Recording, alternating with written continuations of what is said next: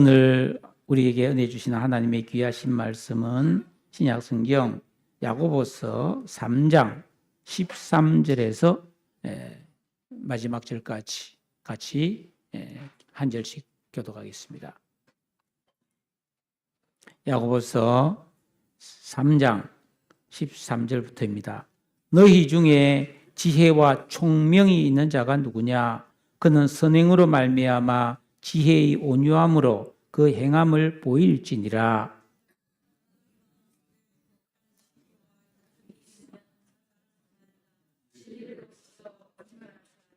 이러한 지혜는 위로부터 내려온 것이 아니요 땅 위의 것이요 정욕의 것이요 귀신의 것이니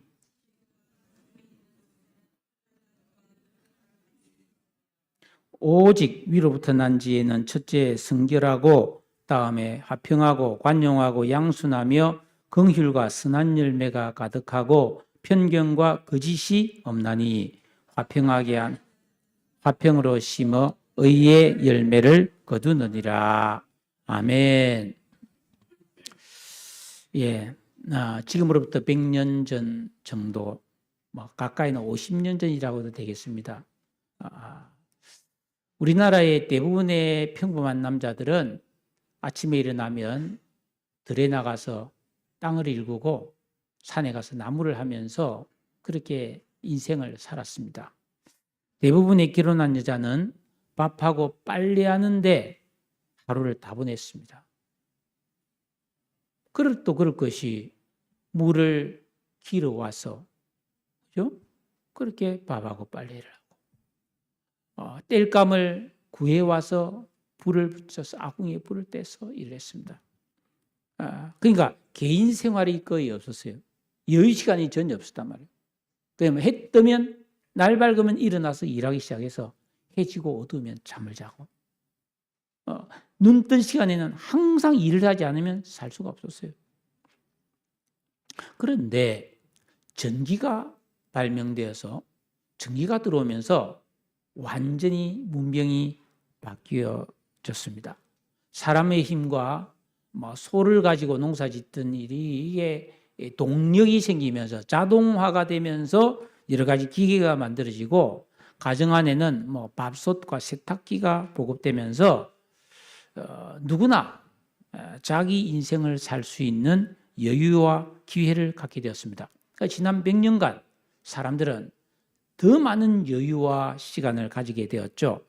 오늘날 우리가 누리는 이 엄청난 현대 문명이 전기라는 걸 통해서 만들어졌어요. 오늘날 전기 없이 되는 게 뭐가 있습니까? 다 이것도 전기인데. 그러니까 전기라는 단순한 발명품이 이 세상의 문명을 완전히 바꿨고 인간의 생활을 완전히 바꿔버렸다니까요. 그런데 놀랍게도 3년 전에 이 AI라고 하는 것이 만들어졌어요. 인공지능이라는 게 만들어졌어요. 그러면서 새로운 문명이 시작되었는데 이 AI는 전기의 발명보다 훨씬 더 엄청난 문화의 변화를 가져오고 있습니다. 이 AI 시대의 특징이 세 가지인데 첫째는 몰라서 못하는 일은 없어요. 이제 여러분이 나 몰랐어 다 알 수 있어요. 뭐든지 물어보면 다 대답해 줘요. 아무리 어려운 것도 아무리 전문적인 지식도 대학 교수만 알 듯한 것도 다 물어보면 대답해 줍니다. 둘째, 누구나 여러 명의 전문가를 빚으로 거느린 지도자의 삶을 살 수가 있습니다. 그림 그려줘, 다 그려줍니다. 작곡해줘, 다 해줍니다. 제가 오늘 제목이 위로 난 지혜잖아요. 이기에 맞는 찬송을 찾는데 없어요. 지혜를 노래한 복음성이 없더라고. 아무리 찾아도.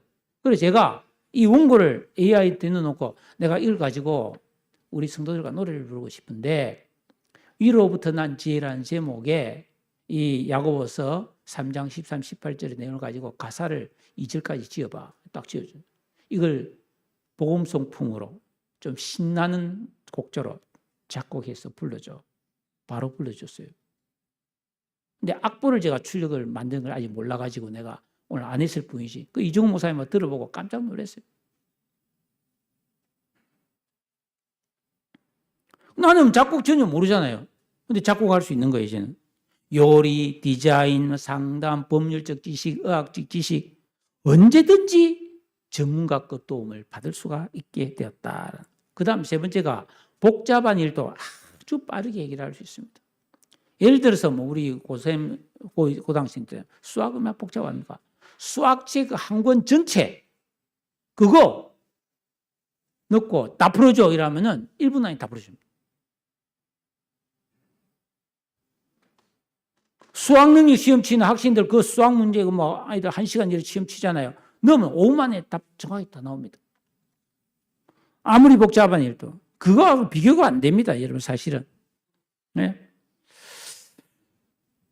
그러니까 과거에는 뭐 몇 달, 며칠, 몇 년 걸릴 일을 이제는 몇 분 만에 해낼 수 있는 그런 시대가 되었다라는 겁니다.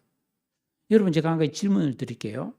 나이가 들어서 자꾸 뭐를 깜빡깜빡 잊어버리는 증상은 노화 현상입니까? 질병입니까? 또 무릎이 안 좋아져서 계단을 오르면 시큰거리고 관절이 안 좋아지는 것은 노화로 인해서 생기는 걸까요? 질병일까요?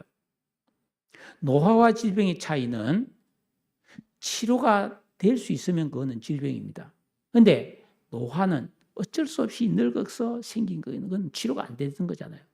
그거는 노화라고 할 수 있습니다. 그런데 이 AI가 발달하면서 이제 노화는 없다라는 겁니다. 모든 것이 질병으로 치료되지 못하는 병이 없어질 거라고 예상들을 하고 있습니다. 정말 그렇게 될지는 모르겠지만 그렇게 생각하는 사람들이 많습니다. 왜냐하면은 지금 뭐 세계 최고의 병원이 있다고 칩시다. 예를 들어서 뭐 우리나라의 서울대병원이나 삼성병원이 예를 들어서 세계에서 제일 병 잘 고치는 의사들이 거기에 있다 칩시다.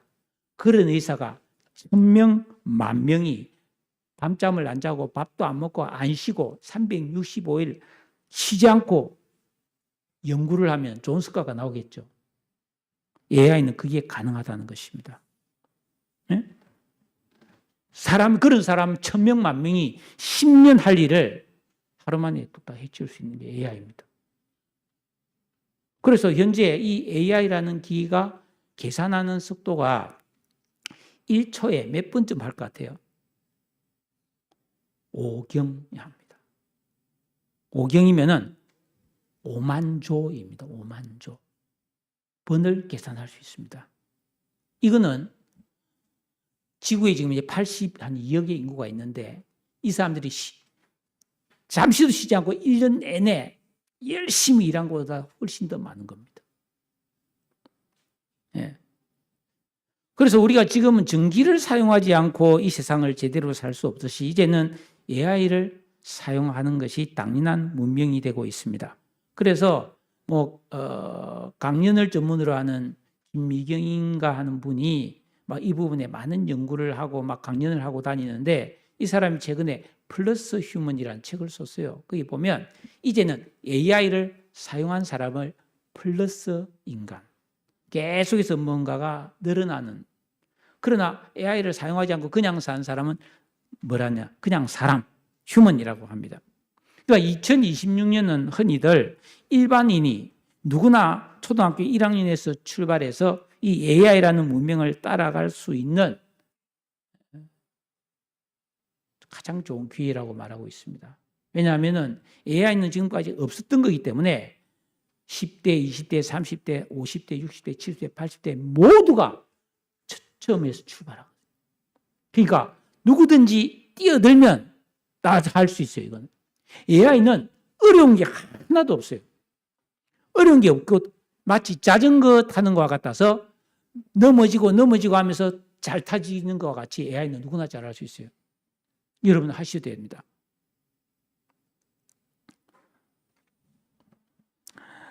그러니까 내가 살아가면서 하는 일과 내 삶에서 필요한 모든 일을 할 때 AI를 사용한다는 것은 이 세상에 있는 모든 책을 내가 마음대로 그 내용을 찾아오는 것과 같고 지금까지 살아오면서 사람들이 쌓아놓은 지식, 기술을 다 사용할 수 있는 것이고 IQ 150 천재 수만 명이 모여서 내 명령이 떨어지기를 기다리고 내가 뭘 말하든지 다 해주려고 기다리고 있는 것이 AI라고 생각하면 됩니다. 얼마나 편합니까? 그죠? 씻기면 딱 합니다. 예. 제가 얼마 전에 여름에 입을 바지를 이제 싹 새로 딱 보니까 바지 한쪽에 작년에 내가 뭘 하다가 순간 접착제를 흘려서 바지에 순간 접착제가 묻어서 이거 입을 수가 없게 돼. 그 내가 애한테 물어봤어요. 야, 이 순간 접착제가 묻어가지고 이 바지를 입을 수 없는데 해결 방법이 없을까? 다이소에 가면 순간 접착제를 녹여주는 1,000원짜리 약품이 있대. 다이소에 가래. 갔어요. 진짜 있더라고. 그 문제를 새 옷이 됐어요. 요새 입고 다니는 옷이 몇 주 중에 입는 옷이 그 바지입니다. 그 간단하잖아요. 그죠? 뭘 고치려고 한다. 뭐 물건을 살려고 한다. 근데 이렇게 물어보는 것은 AI를 1%도 사용 안 하는 거예요. 훨씬 더 복잡한 거. 심지어 여러분이 전기기술자가 되고 싶으면 애한테 내가 전기기술자가 되고 싶은데 뭐부터 시작해야 돼? 이렇게 물어도 돼요. 나는 전혀 모르고 네 말귀도 못 알아듣겠는데 초등학교 1학년한테 해주듯이 차근차근 설명해 주라면 얘는 절대로 귀찮아하지 않고 밤새도록 설명해 줄 수 있는 게 AI입니다. 그러니까 사용하십시오. 자, 그런데 문제가 있습니다. AI의 한계가 있는 거예요. 이 AI는 사람의 인격과 성품과 태도를 바꿔주지는 못해요. 이거는 우리가 신앙을 통해 바꿔야 되는 겁니다. 참다운 지혜와 마음의 평화를 가져다 주지 못해요. 내가 원하는 걸 다 들어줘도 내 마음에 기쁨과 평화를 주지는 못한다는 겁니다. 요즘 30, 40대 직장인들이 스트레스를 많이 받고 밤에 퇴근해서 밤늦도록 AI와 대화를 통해서 위로받는 사람이 어마어마하게 많다고 해요. 거의 직장인 중에 안 하는 직장인이 없을 정도로. 그래서 내가 하고 싶은 모든 말, 여러분 사람은 아무리 가까운 사람이라도 그냥 안 할 말은 안 하잖아요. 근데 AI한테는 내가 하고 싶은 말 다 할 수 있어요. 깊은 고민, 막 진짜 부끄러운 이야기도 다 해요. 그래서 요즘은요, 젊은이들은 다른 건 다 알려줘도 핸드폰 비밀번호는 절대 안 가져도 돼요. 그 안에 비밀이 다 들어있는 거예요. 대화 내용이. 우리는 AI 이상이 필요한 영적 존재들입니다. 우리는 이 AI 문명을 거부할 필요는 없고 잘 사용하되 그러나 그것에만 매달리면 안 되고 우리는 올바른 신앙생활을 통해서 하나님이 주시는 참 지혜와 기쁨을 얻는 우리 그리스도인이 되어야 할 줄로 믿습니다. 이 야고보서는 예수 믿고 구원받은 믿음의 사람들이 어떻게 성숙한 믿음에 이르러서 잘 살 수 있을까라는 문제에 대한 답을 주는 책이에요. 깨어있는 신앙에 이르러 하나님이 기쁘신 뜻을 따라 온전한 삶을 사는 비결을 가르쳐주고 있습니다. 하나님께서는 구원받은 성도의 온전한 영적 성장을 위해서 고통과 시련을 허락하십니다. 여러분 예수 믿고 구원받으면 만사 오케이가 아니에요. 우리는 이 죄악된 세상에서 살아가고 있기 때문에 고통과 시련은 필연적으로 그것도 계속해서 발생하고 있습니다. 그러므로 예수 믿고 구원받은 성도는 은혜를 받아야 되는 거예요. 말씀을 올바르게 배우고 깨달아서 순종하고 기도하는 시간을 통해서 내 영혼이 은혜를 받아야 하는 것입니다. 그래야만이 내 영혼의 힘이 강해져서 고난과 위기를 이겨낼 수 있다는 것입니다. 사람은 연약해요. 뭐가 잘 안 되고 큰 어려움을 당하면 낙심이 되거든요. 은혜가 있어야 이겨내고 극복하는 것입니다. 그렇기 때문에 성도는 평소에 하나님 말씀을 배우고 순종해서 또한 기도함을 통해서 마음을 기경함으로 내 고난과 시련과 이런 엄청난 변화와 어려움을 이겨내는 새 사람의 의식과 지각과 인격과 감성을 만들어야 하나님 안에서 평강도 누리고 기쁨도 누리고 인간관계도 잘하고 보람되고 행복한 삶을 살 수가 있어요. 자, 오늘 말씀 보면은 13절에 너희 중에 지혜와 총명이 있는 자가 누구냐? 이렇게 질문을 하고 있습니다. 여러분, 우리는 너무나 복잡한 세상을 살아가고 있잖아요. 어느 하나 쉬운 일이 없습니다. 학생이 학교 와서 공부만 하면 잘하면 되는 겁니까? 아니에요.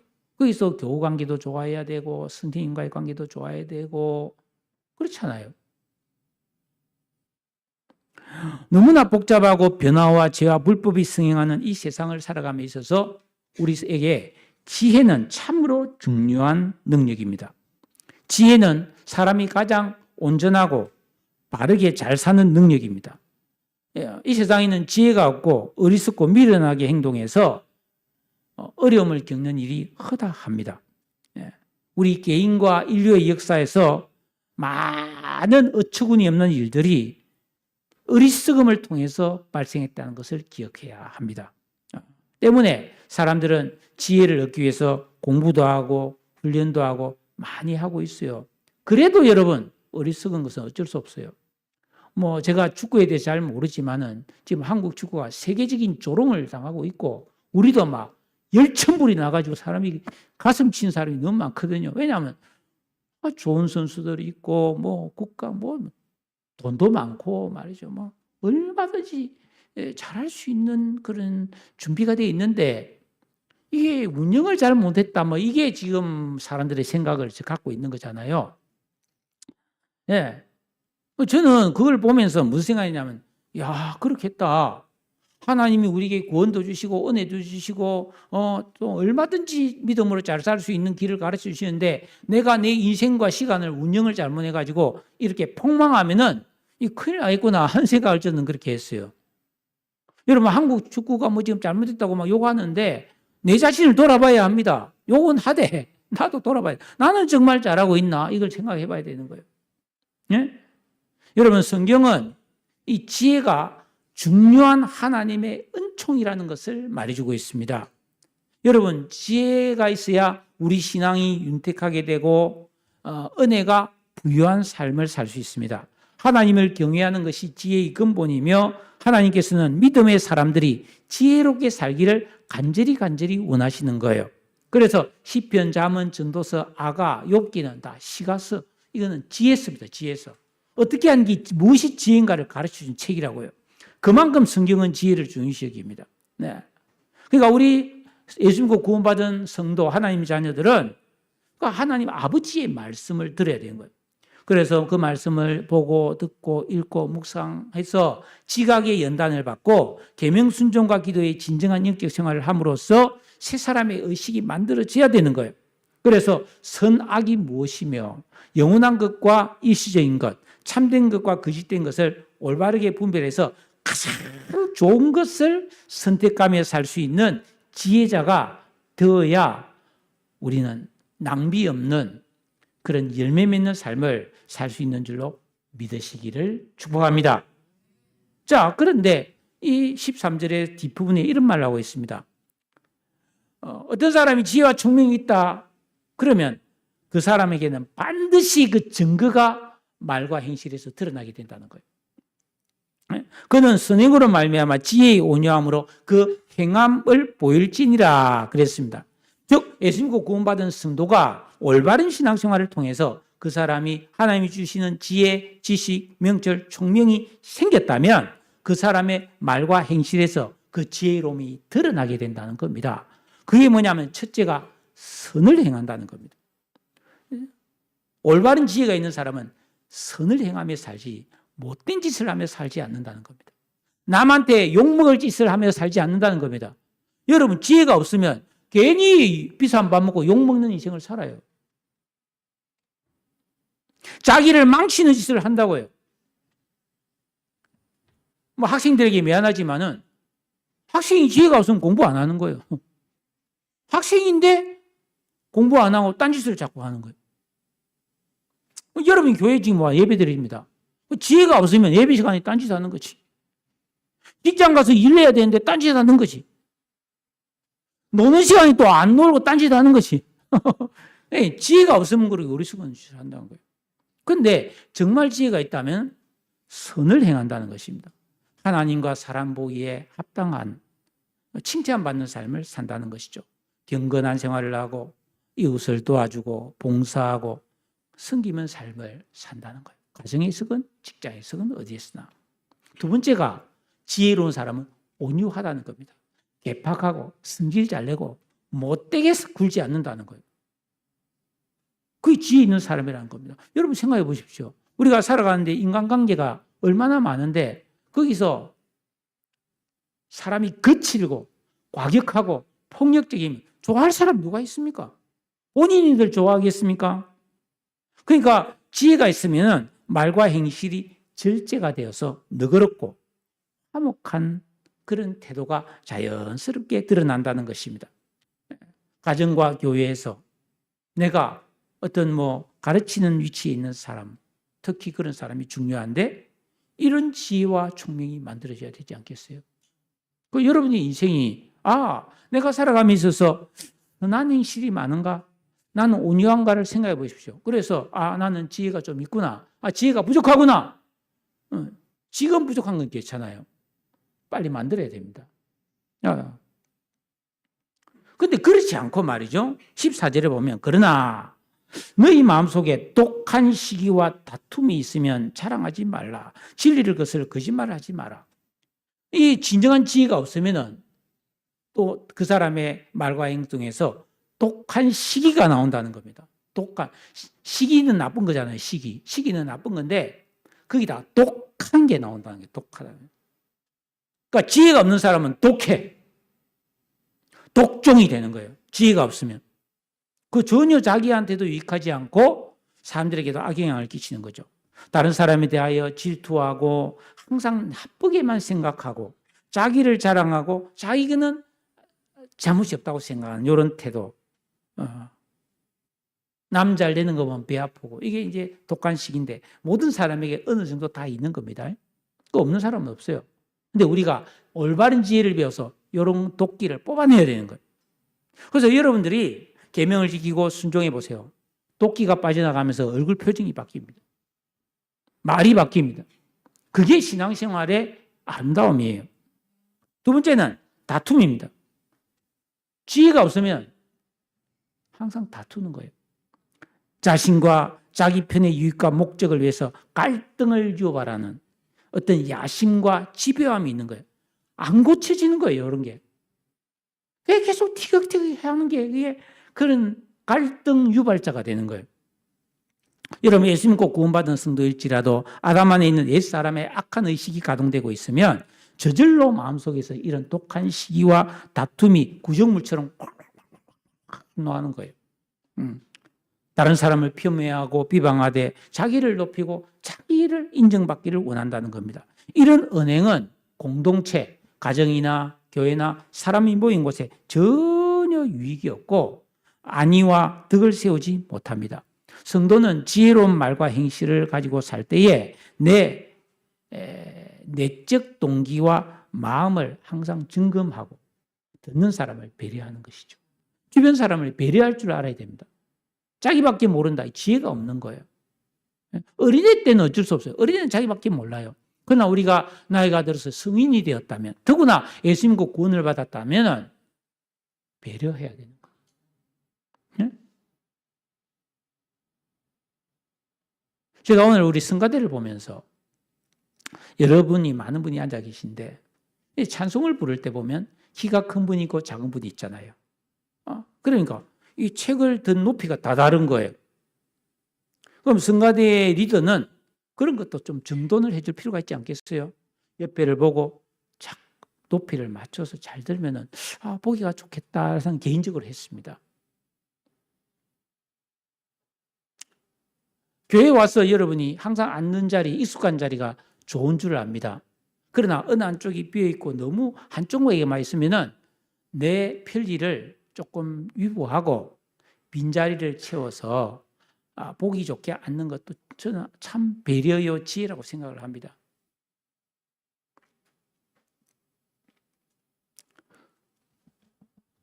그런 것이 없이 자기는 항상 옳다고 생각하는 이 자랑,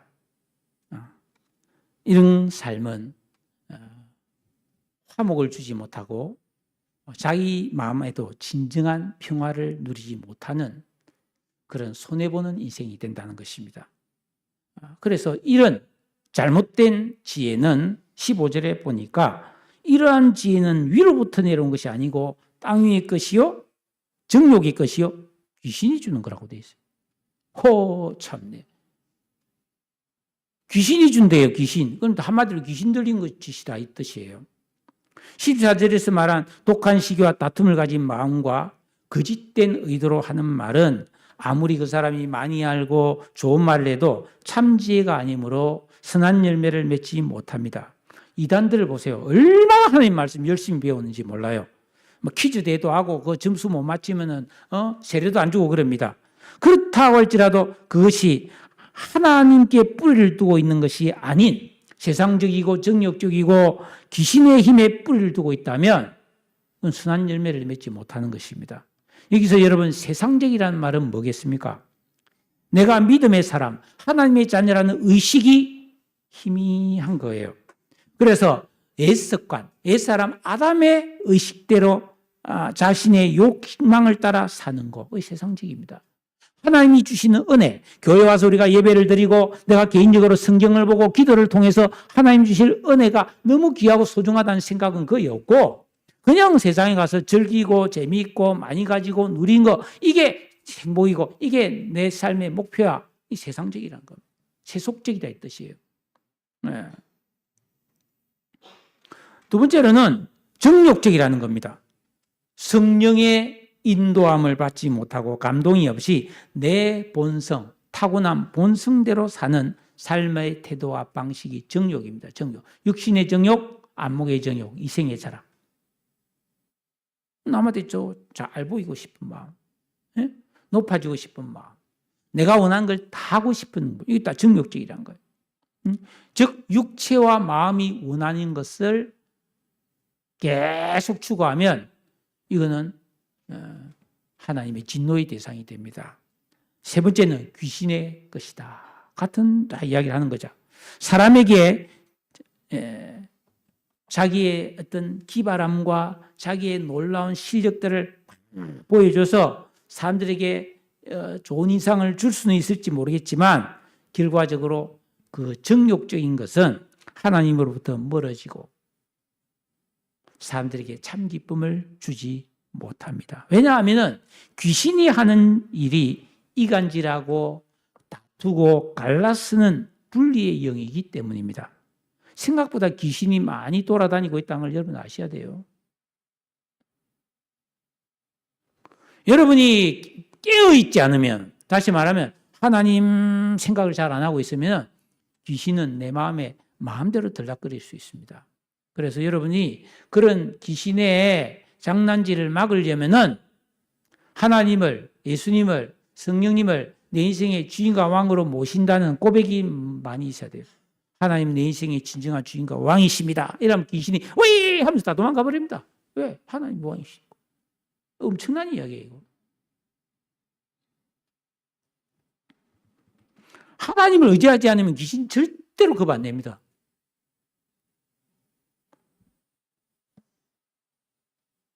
이런 세상적이고 정욕적이고 마귀적인 지혜는 많은 해를 끼치는데 그게 16절이에요. 한번 읽어볼까요? 16절 말씀 시작.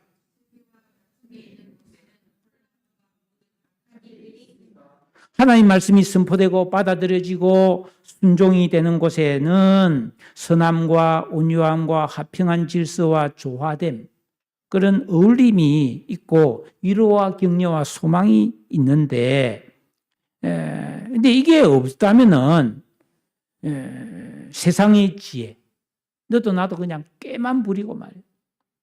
어디서 배웠는지 모르는 그런 이상한 말과 행동만을 일삼으면은 시기와 다툼과 무질서와 악한 일들이 발생한다라는 것입니다. 여러분, 내 마음속이 첫째고 그 다음에는 가정, 교회, 사람이 모인 곳에 분위기와 열매는 완전히 달라지는 거예요. 어떤 사람이 되냐에 따라서. 그러므로 내가 뭘 많이 하는 게 중요한 게 아니죠. 어떻게 사느냐가 중요하다는 것입니다. 지금 오늘 이 말씀은 바로 위에 혀에 대한 위험성을 강조한 말 뒤에 나오는 거거든요. 그러니까 우리가 진정한 지혜와 총명이 있는 사람이냐 아니냐는 그 말을 보면 안다는 거예요. 말과 행실을 보면은 드러난다는 것입니다. 그래서 우리가 계명과 기도를 통해서 이 마음을 갈아엎는 게 그렇게 중요한 것입니다.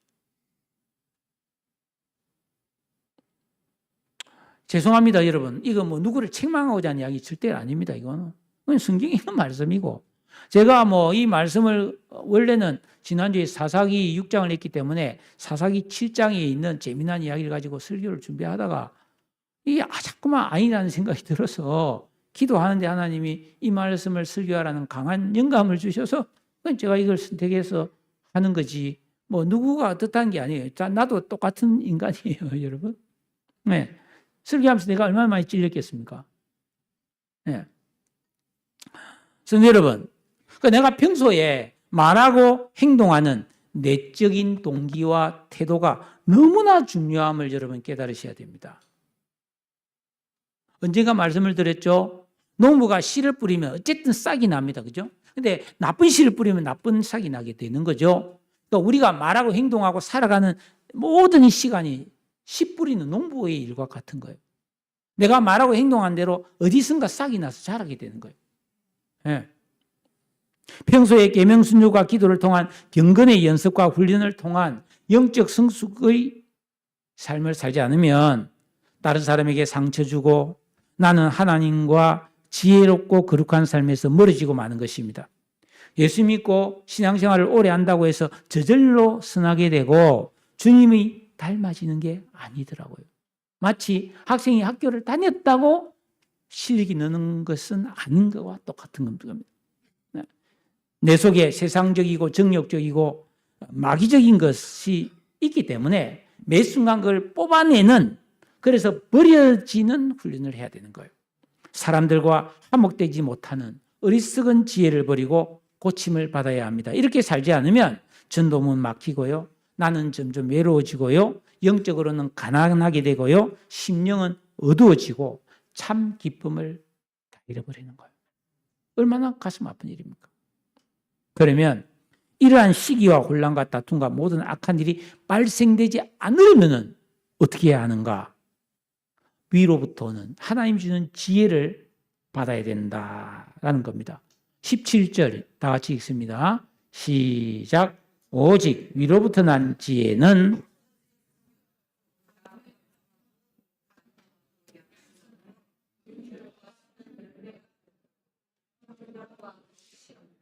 한마디로 영적으로 단맛과 향기를 내는 성품이 된다는 겁니다. 이거는 세상적인 지혜와 완전 다른 거예요. 꼼수가 아니에요. 이거는 하늘에서 내려오는 거룩한 지혜라는 겁니다. 이 지혜의 특징이 첫 번째가 성결하대요. 성결. 이 성결하다는 말은 불순물이 섞여 있지 않다 이런 말입니다. 이런 지혜를 참 지혜를 가진 사람은 그 앞에서 선하다 그랬잖아요. 선행을 한다 그랬는데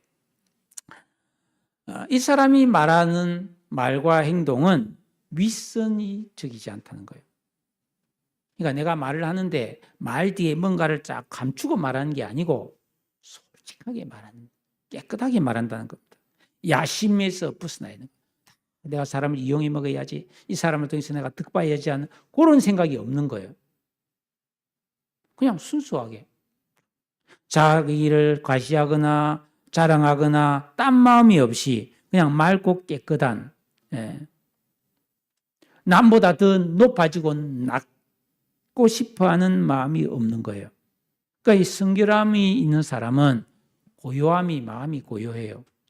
그런데 성결하지 않으면은 내 속에 잡념이 너무 많은 거예요. 생각이 너무 많은 거예요. 이러쿵 저러쿵 저러쿵 저러쿵 막 이렇게 저렇고 저렇고 막 너무 생각이 복잡한 거예요. 두 번째는 화평합니다. 자기 주장, 자기 중심, 자기 욕심이 없는 겸손한 자세로 공동체를 세우는 것이죠. 시기와 다툼, 그런 걸 갖지 않는 거죠. 내가 조금 손해보고 고생하더라도 화목을 이루는 거죠. 그런 사람 참 좋은 사람이잖아요. 그 사람만 오면은 분위기 좋아져. 근데 반대로 그 사람만 오면은 애매해져. 그러면 안 되잖아요. 어떤 사람이 좋은 사람이겠어요? 여러분 어떤 사람 되기를 원합니까? 어떤 사람과 가까이 하기를 원하십니까? 당연히 화평하게 하는 사람, 평화의 사람이 돼야 돼요. 이거 하나님 주신 지혜로 가능한데 계명 지키고 순종하는 사람만이 생기는 능력이에요. 안 그러면 전부 다 아담 아닌 네 사람은 자기중심적이고 자기 욕심이고 자기 고집대로 하고자 하는 그런 아주 집요한 마음이 있기 때문에 화목이 잘 안 되는 겁니다. 세 번째는 관용입니다. 관용. 다른 사람을 용납하여 너그럽게 받아주는 것인데 뭐 사소한 일로 꼬치꼬치 막 시시비비를 가리기보다는 웬만한 건 다 용납하고 발을 대지 않고 참아주는 것입니다. 여러분 화목하지 않으면요 귀신이 와서 놀이터로 삼습니다. 싸우는 데는 귀신이 춤을 추는 거예요. 예. 그 다음 네 번째가 양순인데 저는 참 이 말이 좋아요. 제가 과거에 교회에서나 어디 가면 여자 청년 이름이 양순이라는 이름이 있어요. 양순이. 조금 촌스럽잖아요. 그죠? 양순이. 그런데 이 양순이라는 뜻은 너무너무 좋고 아름다운 거예요. 그러니까 그 부모가 양순이라 지을 때는 그 양순이라는 의미가 얼마나 좋은지 알았기 때문에 그렇게 지은 것 같아요. 자, 양순하다는 말은 고집스럽지 않고 가르침을 잘 받고 설득에 귀 기울이는 아는 성품이에요. 성급하지 않고 편파적이지 않고요. 누구든지 다 친하게 지낼 수 있는 그런 성품입니다. 착하고 온유한 성품이에요. 그 다음이 긍휼과 선한 열매가 가득하다고 했습니다. 고통을 겪고 아픔을 가진 사람을 동정하고 자비를 베푸는 마음입니다. 특히 긍휼은 용서함과 위로와 도와줌이 있는 삶이에요. 그러니까 이 긍휼은 말로만 하는 게 아니기 때문에 실제적으로 도와주는 긍휼을 말하는 것입니다. 그럼 반드시 뭐예요? 누군가는 도움을 받아서 회복되고 기뻐하고 감사함이 나오게 되는 거죠. 그러니까 이렇게 긍휼을 베풀고 사는 게 위로부터 온 지혜자라는 것입니다. 그 지혜가 없으면은 내가 왜 도와줘? 그렇게 하는 거예요. 내가 왜 밥 사? 그렇게 생각하는 거예요. 응? 선한 열매가 있다는 것입니다. 긍휼을 베풀면 반드시 선한 열매가 맺힙니다. 어려운 사람을 도와준다. 가난한 사람을 돌봐준다. 반드시 열매를 맺는 거죠. 예? 그 다음에 이제 편견. 사람을 대할 때 뭐 차별하거나 외모를 보고 판단하는 거예요. 저 사람 좋은 사람, 저 사람 나쁜 사람, 저 사람은 가까이 해도 좋을 사람, 저 사람은 너무 가까이에게 너무 먼 당신, 뭐 이렇게 내 나름대로 막 사람을 나누는 거죠. 그래서 불공평하게 사는 걸 말하죠. 그러나 참지혜는 그렇게 살면 안 된다는 것입니다. 모든 사람에게 공평과 선을 행하는 이게 이제 사람의 의식이죠. 우리는 다 원래부터 이렇게 잘 살도록 만들어진 인간이 아니에요. 얼마나 세상에 차별이 많습니까? 피부색으로 가리고 남녀 가리고 노인과 젊은이가 갈리고 사용자와 노동자가 갈리고 여야가 갈리고 막 엄청나게 세상이 갈려져 있잖아요 지금. 그러면서 우리 편이 아니면 딱 색안경 끼고 보는 거예요. 편견입니다. 편견.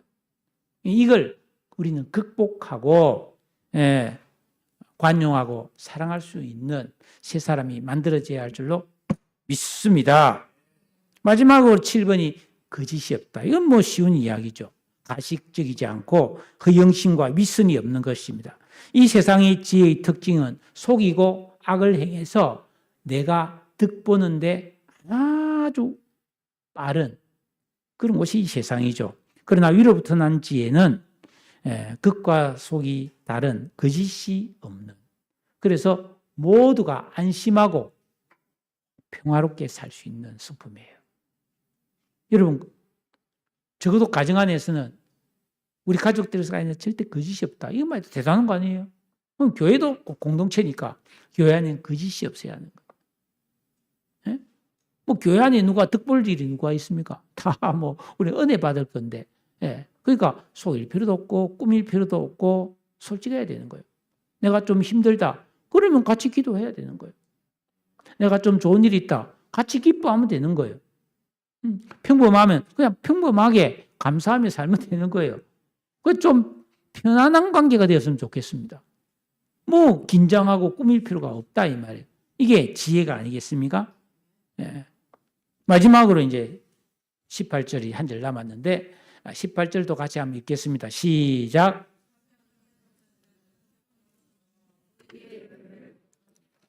앞에 야고보서 3장 12절에 보면 어찌 무화과 나무가 감람 열매를 포도나무가 무화과를 맺겠느냐라는 말씀이 있었어요.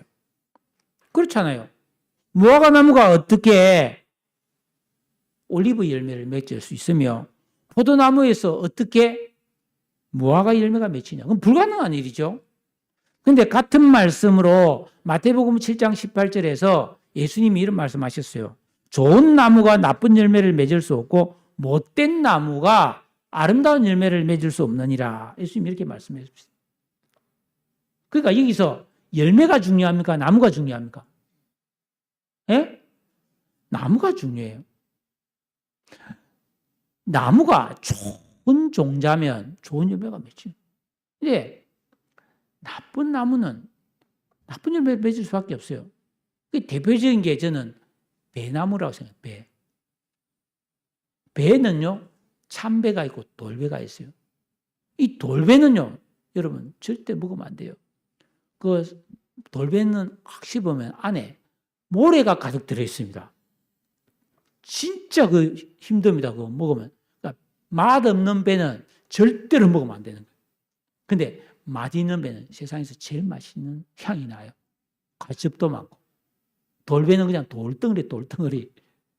모래가 씹히는 거예요. 그래서 유명한 도산 안창호 선생이 참배나무에는 참배가 열리고 돌배나무에는 돌배가 열린다. 이런 유명한 말씀이 있어요.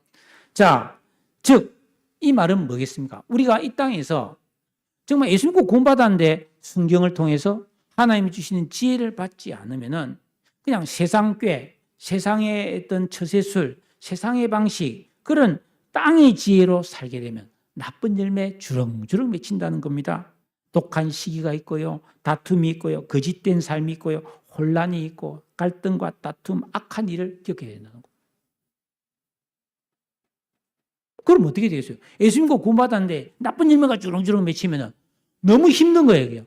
괴롭지. 막 자책도 되고 막 미움도 생기고 나는 왜 이래 이러면서 하나님 계신가 싶고 막 은혜 못 받고 막 난리가 나는 거예요. 그래서 다행히 이 사람이 이래서는 안 되겠다 해서 막 새벽 기도도 하고 막 금식 기도도 하고 막 부행에 참석해서 쥐어 하면서 막 덕세에 나와서 쥐어 막 이랬다. 그러면요. 하나님 은혜로 나쁜 열매가 다 떨어져 버려요. 그럼 속이 시원해진 거 은혜 받았다 이렇게 되는 거예요. 그런데 어째요? 나무가 안 변했으니까 또 나쁜 열매가 또 맺히는 거예요. 그러면 너무 힘들면 그때 내가 기도했더니 좋아지더라. 또 막 기도를 하는 거예요. 그럼 또 나쁜 열매가 하나님이 다 떨어지게 만드는 거예요. 그래서 한동안 잘 사는데 또 나쁜 열매를 맺는 거예요. 왜냐하면 나무는 해마다 열매를 맺으니까. 그러다가 평생 가버리는 거예요. 이게 악순환입니다. 악순환. 그러나 우리가 예수 믿고 구원받은 다음에 하나님을 예수님을 내 인생의 진정한 주인과 왕으로 모시고 계명을 지키고 순종하면서 기도하는 진정한 영적 생활을 통해 우리 마음에 있는 길가 돌박 가시밭 다 뽑아내고 그래서 새 사람의 의식을 만들어서 지혜, 지식, 명철, 총명 이게 쫙 우리 안에 들어와서 그 지혜로 살면 성결하고 화평하고 관용하고 양순하고 긍휼이 있고 막 이런 순한 열매를 주렁주렁 맺는 거예요. 얼마나 기뻐요. 그 열매의 향기와 과즙이 나를 너무 기쁘게 할 뿐 아니라 주위 사람에게 많은 행복을 주면서 너무너무 좋은 인생이 되는 거예요. 여러분, 이게 하나님이 주시는 은혜인 줄로 믿습니다. 이거 인간의 노력으로 안 됩니다. 돈을 딴다고 되는 게 아니라는가요? 하나님의 은혜로 말씀 순종과 기도를 통해서 성령의 도우심이 있어야만이 이게 가능되는 거예요. 그러니까 나와 하나님, 성령님, 예수님이 같이 힘을 합쳐야 우리 안에서 이런 선한 열매가 맺어지는 줄로 믿으시기를 바랍니다. 나라는 존재가 좋은 나무가 만들어진, 이거는 하나님의 은혜로 되는 거예요. 그러나 내가 가만히 있으면 안 되는 거예요. 우리는 내가 할 수 있는 순종과 기도의 삶을 사는 거지요. 예. 이런 은혜가 우리 모두에 있기를 축복합니다. 말씀을 맺을게요. 선선한 6월이 지나면 이제 곧 7월이 되면 늦은 장마가 시작되고 아마 폭염이 오겠죠. 예. 그럼 우리는 힘든 시간을 한 두세 달 보내야 됩니다. 그러나 기억하십시오. 그렇게 견디기 힘든 무더위와 장맛비를 통해서 들에서 곡식이 익어가고 과일 나무는 과일을 맺어가는 것이죠. 사람은 나이를 먹어가면 누구나 각자 나름대로의 지식과 경험과 지혜의 분량이 다 생겨납니다. 하지만 그 지혜가 세상에 속한 지혜뿐이라면 허망한 인생이 되고 결코 행복해지지 않습니다. AI 문명이 대세가 되고 이렇게 쉼없이 흐르는 세월 속에서 우리가 좋은 나무가 되고 참 지혜를 훈련하는 그런 새 사람이 될 때에 우리가 선한 열매를 맺고 의의 열매를 맺어서 나도 행복해지고 유효해지고 또 많은 사람에게 향기와 그 맛을 주는 소금의 인생을 살 수가 있는 것입니다. 저와 여러분 이런 좋은 인생으로 살아갈 수 있게 되기를 주의 이름으로 축복합니다. 나눔하겠습니다.